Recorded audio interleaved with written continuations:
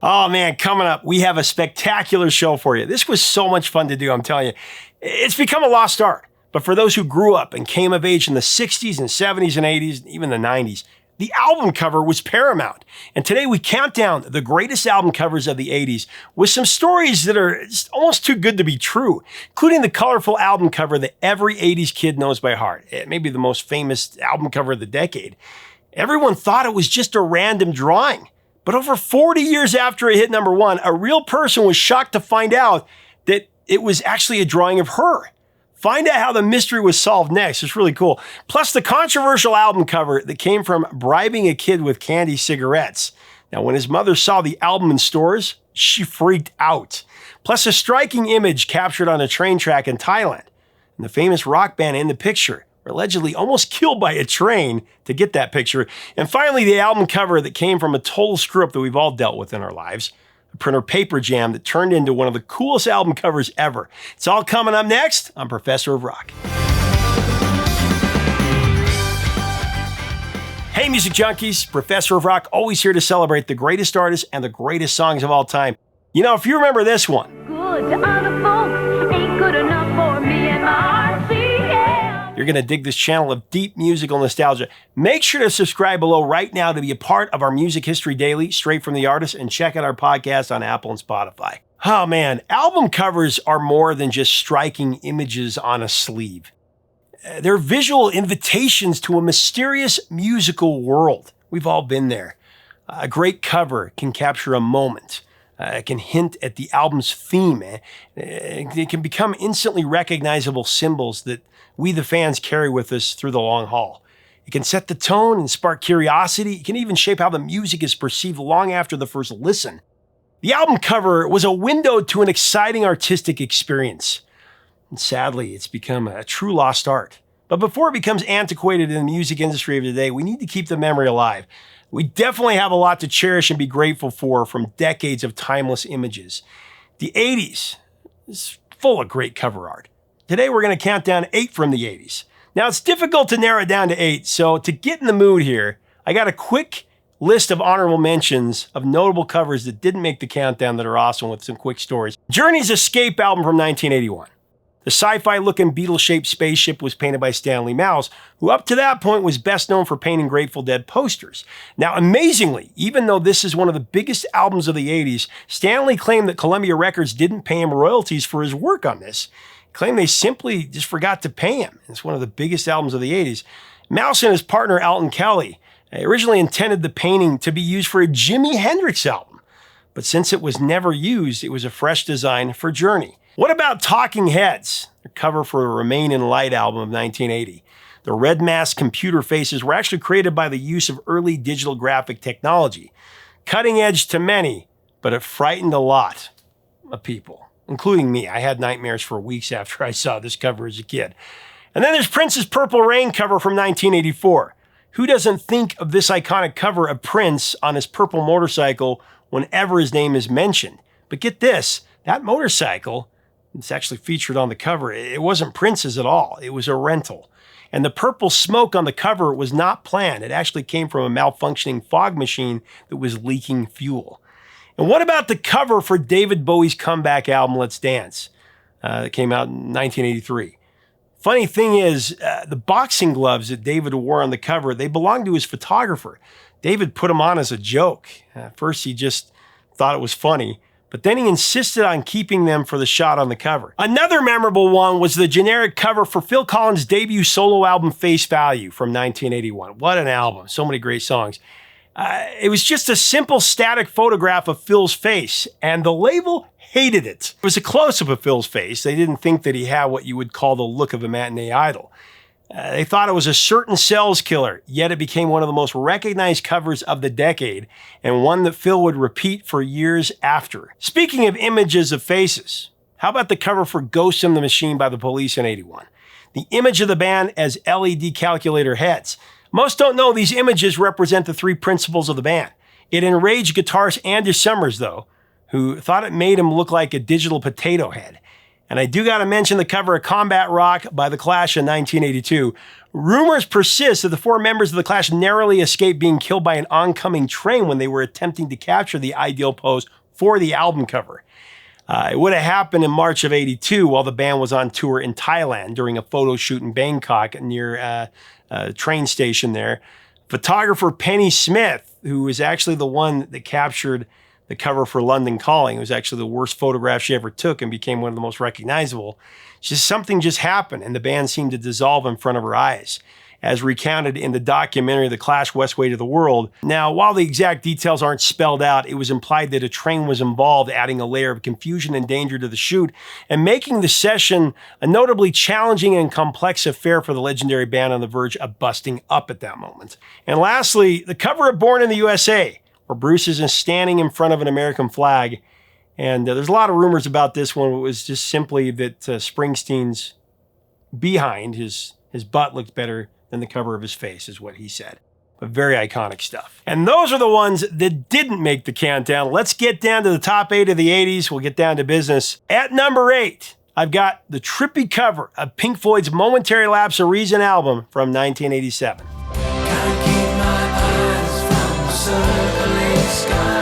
Momentary Lapse was, of course, the first Pink Floyd album released after Roger Waters departed. And there was an ongoing lawsuit as they were recording the album, releasing the album. It's crazy. It marked a fresh chapter for the legendary group, though. The cover was conceived within Storm Thorgerson's long-running hypnosis design ethos. It's rooted in visual ideas that could stand apart from the band's prior imagery while still feeling quintessentially Pink Floyd. I mean, with Roger Waters' departure, the band and Thorgerson sought an image that symbolized renewal and clarity and a sense of forward motion rather than reiterating past designs. The concept, that was triggered by the lyric, "A Vision of Empty Beds." That was heard in, of course, the David Gilmour, Patrick Leonard penned Pink Floyd track, Yet Another Movie. One of the tracks, of course, featured on the album.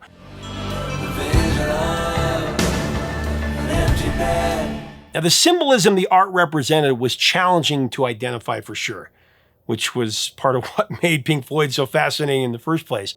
Even when you discovered more context, you couldn't help but draw your own conclusions about the band's imagery and their music. The image for the album cover was a strange one for sure. 800 actual hospital beds on a beach. Now, remember, this was before Photoshop. No Photoshop used. These were real beds. These beds were dragged onto Saunton Sands in Devon, England. It was the same area that Pink Floyd used to depict the battle scenes in the movie The Wall. We don't need no thought control. It was meant to symbolize the album's themes of memories, solitude, and the vestiges of relationships that have evaporated, leaving only echoes. Wow, so deep. No digital enhancements, no CGI, truly. The album cover, it was extremely ambitious, like I said, to say the very least, but the execution was genius. Except no one factored in the potential for bad weather or a rising tide. The capture crew could not control those elements. Midway through the shoot, a storm hit the beach and washed half of those beds away into the ocean. After repeated attempts that were interrupted by poor weather conditions, they finally pulled off the shot. So many great songs on Momentary Lapse of Reason, including Learn to Fly. This was inspired by David Gilmour's new passion for hang gliding.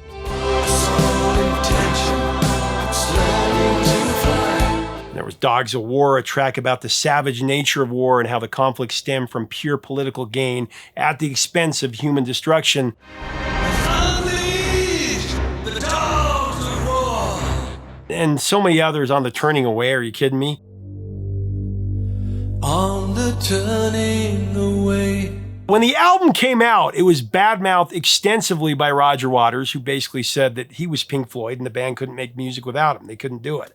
Well, they did pretty well, with 3 hits off the album, including Learning to Fly and On the Turning Away, both hitting number 1 on the rock charts. While Roger Waters' solo album at the time, Radio Chaos, had exactly 0 hits. Anyway, there's that.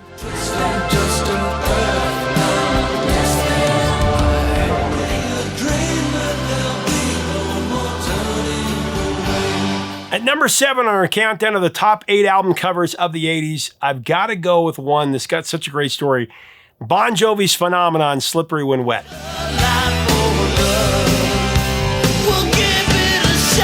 The album cover story for Bon Jovi's Slippery When Wet involved several stages before they finally settled on a concept that would not be banned in stores. The first was an abandoned cowboy theme because the album was initially going to be titled Wanted Dead or Alive.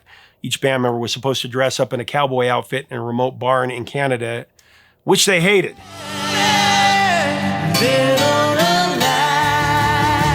They all had facial hair and they're dressed up like cowboys, and somebody close to the band said, no, you're not doing that.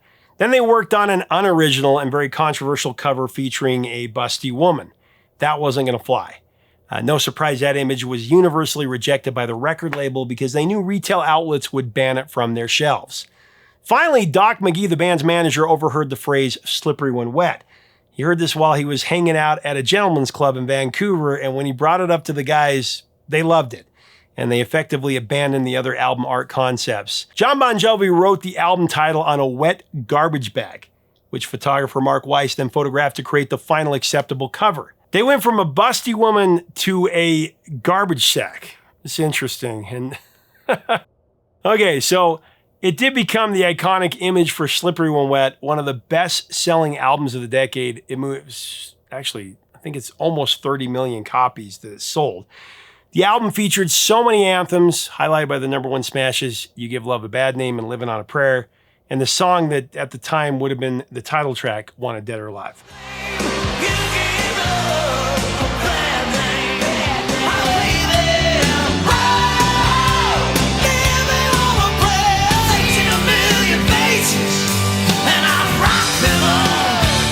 The countdown to the top 8 album covers of the 80s keeps turning with the cover for Hysteria, Def Leppard's epic album from 1987.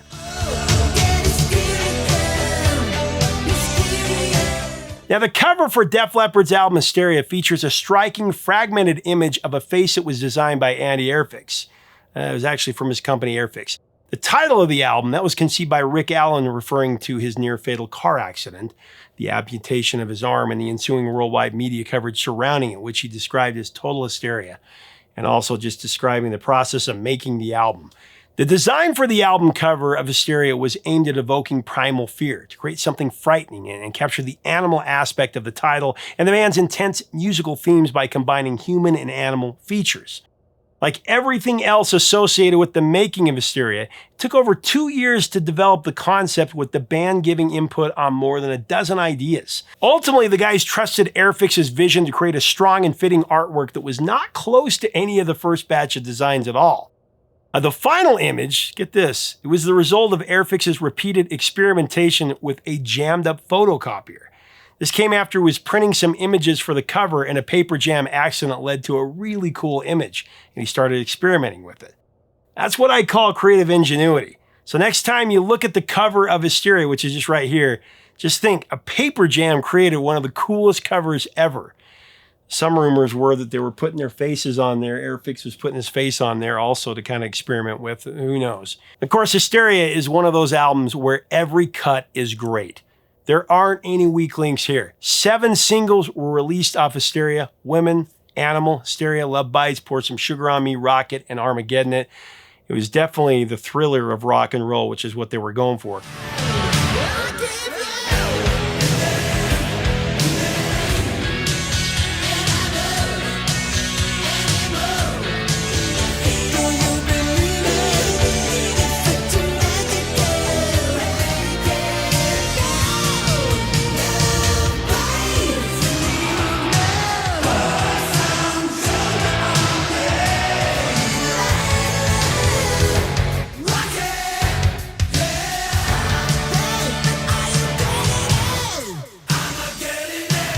The recording process on the album was so long, plagued with stops and starts. The boys ran up a huge production bill.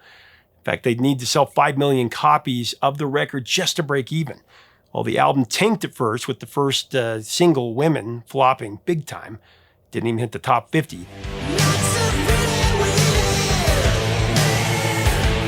But it was Pour Some Sugar on Me that put it over the top. It's a song that wasn't a hit until strip clubs played it nonstop. And then the album became a scorcher, selling over 25 million copies worldwide.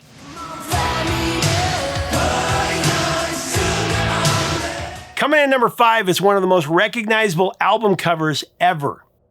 I'm telling you, every 80s kid knows it by heart. I have Duran Duran with Rio.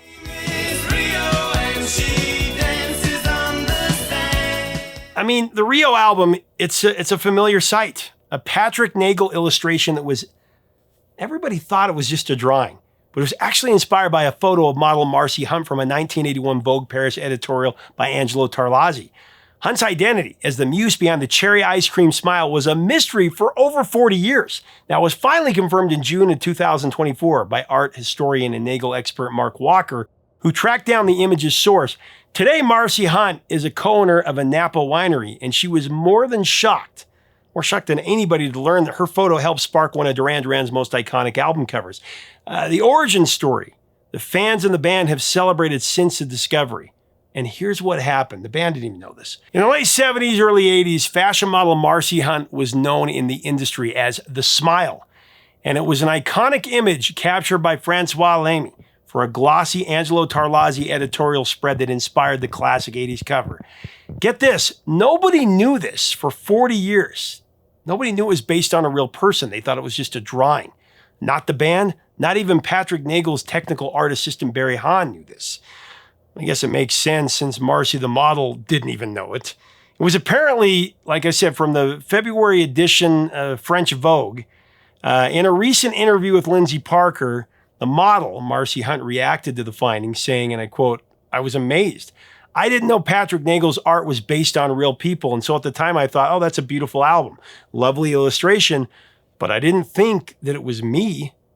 Can you imagine seeing the album cover and you didn't even know it was you? Plus, there were other models at that time that were being questioned about whether it was them or not. This is what she said. She said that they were looking at Carol Alt. But she's like, now I'm looking at the cover, the angle, the shape of the mouth, and I'm like, oh my gosh, it is me. She would go on to say there was a lot of energy in that picture, in the smile and in the eyes. And Duran Duran, they're a big energy group. There was this kind of glamour and adventure and fun. And I think something about the look in the eyes and this big smile was attractive. I don't know why it was different from other models, but really there weren't as many big smiles going on at that time. Now, the Rio cover is a quintessential example of Nagel's distinctive graphic art style, characterized by smooth lines, bold covers, and an Art Deco influence aesthetic. He reportedly considered her signature feature was that smile, but he removed her hat and sunglasses to create the iconic illustration. Gosh, that's just crazy to me that for 40 years, not even the band knew this. And if you look at that picture, we'll put them back to back here, you can kind of see the Rio album had so many incredible songs on it, but the depth of the album is largely underappreciated besides the title track.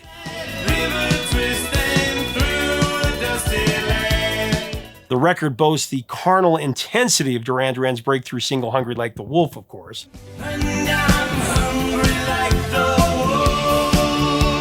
Also the hypnotic ballad Save a Prayer, song about a chance encounter with both strangers leaving each other feeling that if conditions were different, they could have established a very meaningful relationship.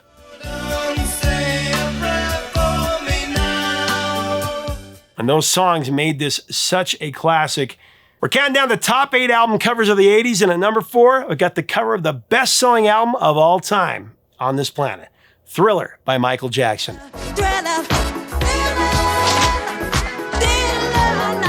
Released in the fall of 1982, the Thriller album cover features a stoic, close-up image of Michael Jackson wearing his iconic white suit with a subtle tiger's head subtly integrated into the artwork, symbolizing his nickname King of Pop and hinting at the album's suspenseful movie-like themes. Now, photographed by Dick Zimmerman, the cover's creation was a careful process, with Jackson personally approving the final image after meeting with the photographer and then receiving input from producer Quincy Jones.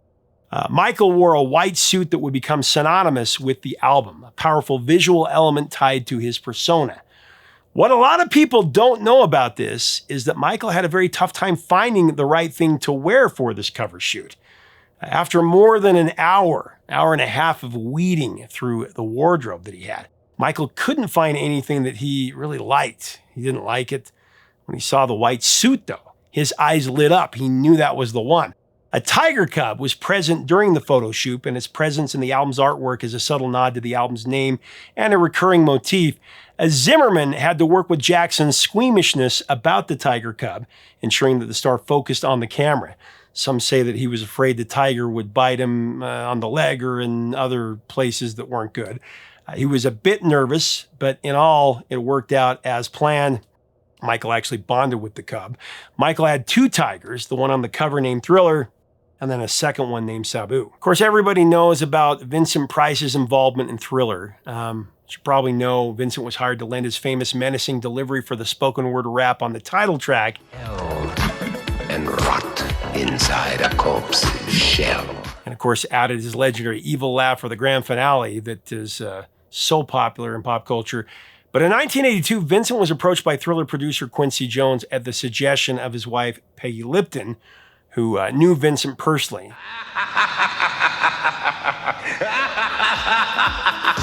Now, Vincent Price was offered a choice, a guaranteed flat fee of $20,000 or a percentage of the album's proceeds. Now, Vincent opted for the sure thing. He took that guaranteed $20,000 check. That was a lot of money back then. It was like over 100 grand.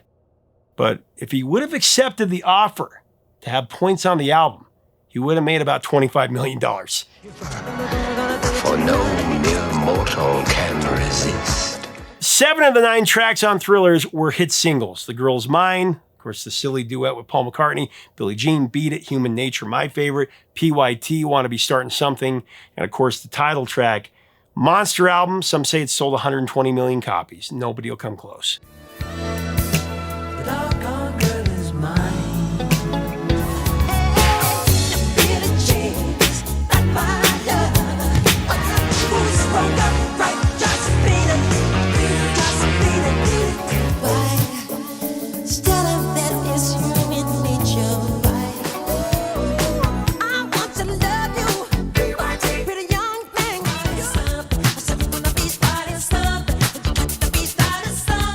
And you can say whatever you want about Taylor Swift, but I'm telling you, nothing comes close to Michael Jackson in 1982 to 1985. When Thriller came out, it was bigger than anything, so much bigger than Taylor Swift could ever dream of. It's just the truth. And Michael Jackson was the biggest ever.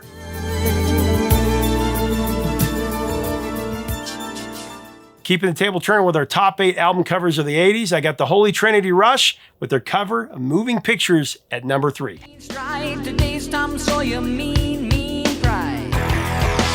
The cover of Rush's Moving Pictures is a triple entendre designed by Hugh Syme. The photograph used for the album cover was taken outside the Ontario Legislative Building in Queen's Park, Toronto. Syme chose that setting because he felt the building's architecture reinforced the concept with its 3 distinct arches and 3 pillars, echoing the trio format of the band.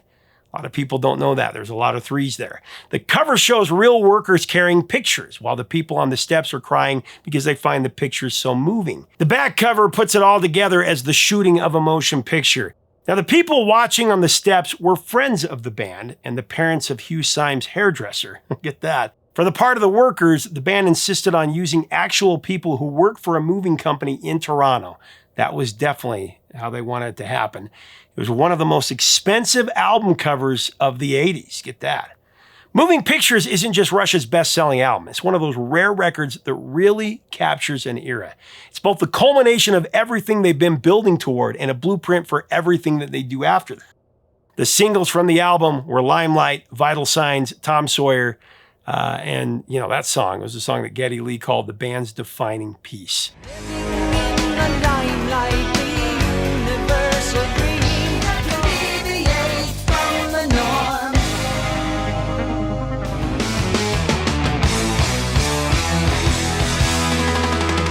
All right, coming in the bridesmaid position on our top 8 album covers of the 80s, I've got Van Halen's biggest commercial achievement, 1984, featuring a very young child on the cover.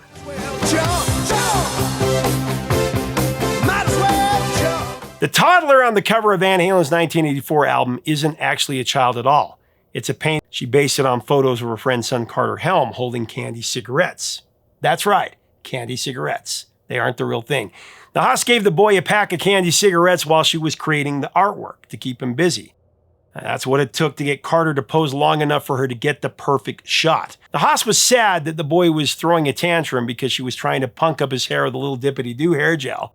But after she gave him the candy cigarettes, he cooperated and he ate the entire pack. Actually, rumor is she had to run to the store to get even more. Now, initially, Van Halen had commissioned a scene of 4 chrome dancing women, but Nahas refused to follow their wishes on principle.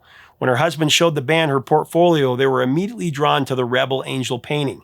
The image became iconic, though in the UK it got censored with a sticker that hid the cigarette and the pack. Women with cleavage and a kid holding cigarettes, that's going to get you banned from retail every time, apparently. What about a kid breastfeeding? In the 80s? Probably. Anyway, Carter Helm was barely 3 years old when he modeled for Margot Nahas, and the image was used for the 1984 cover art, and it was perfect. Apparently, when his mother saw the album cover in stores, she was livid, not happy at all. Her little baby smoking? Not going to work. Well, Carter Helm is now 44 years old and living in the Bay Area of California, working as an inland marine insurance writer, and he has all-time bragging rights on this one. As for the 1984 album, it was a landmark record of the rock era, selling more than 20 million copies. With Diamond Dave at his peak, trading barbs with Eddie Van Halen, it's great. The singles were, of course, Jump, Van Halen's #1 hit, followed by I'll Wait, Panama, and Hot for Teacher.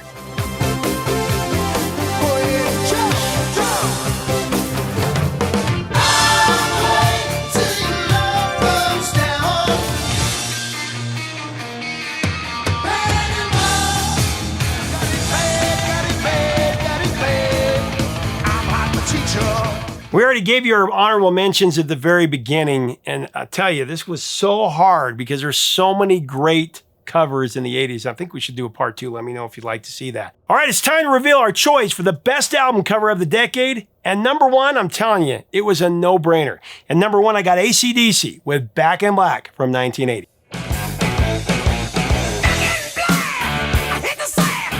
AC/DC's Back in Black features an all-black cover as a deliberate, mournful tribute to their late original frontman, Bon Scott. The design stood firm against the label's doubts about its commercial appeal. Again, the band didn't want the band name or the title on it, just an all-black cover. Quite a contrast to the White Album by the Beatles. The band, led by rhythm guitarist Angus Young, insisted on a black design as a sign of mourning, even in the face of staunch opposition. Atlantic Records, the label, resisted the idea. They were worried it wouldn't grab consumers' attention on store shelves at all.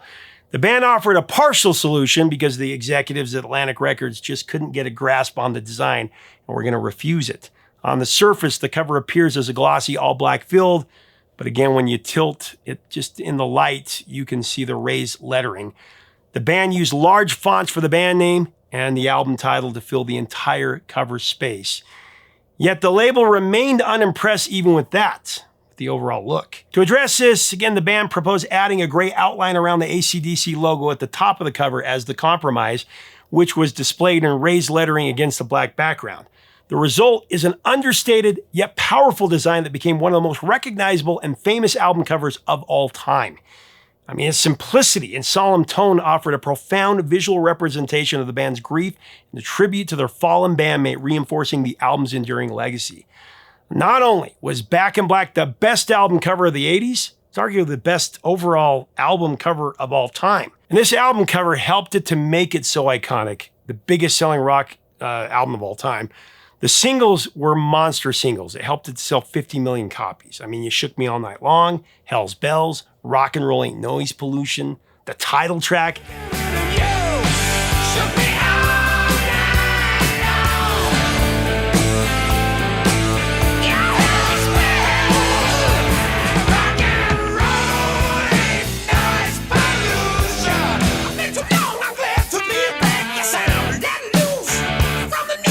It's so hard to believe that the highest charting single from this batch was You Shook Me All Night Long, and it only peaked at number 35.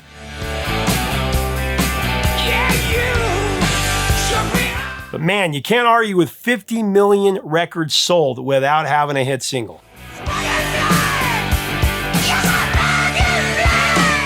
Well, that's my top 8. What do you think? Do you think I got it right? What are your top 10 album covers of the 80s? What are the most iconic of the 80s? What are your memories of these albums, of these songs? Man, it's such a lost art. It used to be this big, then it became a cassette, CD, and now it's like this big. Anyway, let's have a great discussion below and celebrate the album cover. If you like our content, we invite you to subscribe. We'd love to have you as part of our community here. Until next time, 3 chords and the truth, my friends.